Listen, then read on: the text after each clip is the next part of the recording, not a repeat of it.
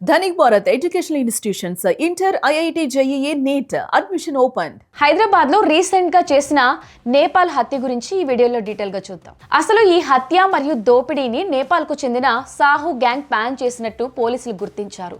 Delhi jail నుంచి దీనికి sketch వేసినట్లు దర్యాప్తులో తేలింది.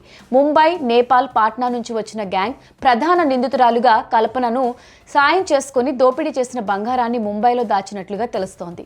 ఇప్పటికే ఇద్దరు అనుమానితులను పోలీసులు అదుపులోకి తీసుకున్నారు. ప్రధాన నిందితురాలు కల్పనను పూణేలో అరెస్ట్ చేసినట్లు సమాచారం. నేపాల్ సరిహద్దులతో పాటు లక్నో, పూణేలలో పోలీస్ బృందాలు గాలింపు ముమ్మరం చేశాయి. కూతురు సునంద ఇచ్చిన ఫిర్యాదు మేరకు జూబ్లీహిల్స్ పోలీసులు కేసు నమోదు చేశారు. ఇంట్లో నుంచి 4 బంగారు ఉంగరాలు, చెవి కమ్మలు మరియు ఒక లాకర్ మాయమైనట్లు ఆమె పోలీసులకు ఫిర్యాదు చేశారు. ఉదయం పని మనిషి కల్పన ఫోన్ స్విచ్ ఆఫ్ రావడంతో కూతురు సునంద కింద ఉన్న తల్లి గది వద్దకు వచ్చారు. అప్పటికే తల్లి అపస్మారక స్థితిలో ఉండడాన్ని గమనించారు. బాధితురాలి చేతులు ఎర్రటి క్లాత్ తో కట్టేసి నోట్లో గుడ్డలు కుక్కి ఉన్నట్లు సునంద తన ఫిర్యాదులో పేర్కొన్నారు.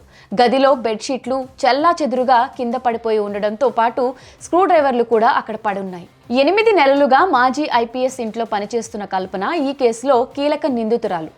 మాజీ ఐపీఎస్ పని నిమిత్తం బెంగళూరు వెళ్లిన సమయం చూసి బయట నుంచి కొంతమంది వ్యక్తులను ఇంట్లోకి పిలిపించుకుని ఈ హత్య మరియు దోపిడీకి పాల్పడింది. ఘటనా స్థలం నుంచి నిందితులు నేరుగా నాంపల్లి రైల్వే స్టేషన్ కి చేరుకుని అక్కడి నుంచి తెలంగాణ ఎక్స్ప్రెస్ రైలు ఎక్కినట్లు సీసీటీవీ ఫుటేజ్ లో కనిపించింది. ఈ కేసులో పోలీసులు తమ దర్యాప్తును వేగవంతం చేసి మిగతా నిందితుల కోసం ముమ్మరంగా గాలిస్తున్నారు.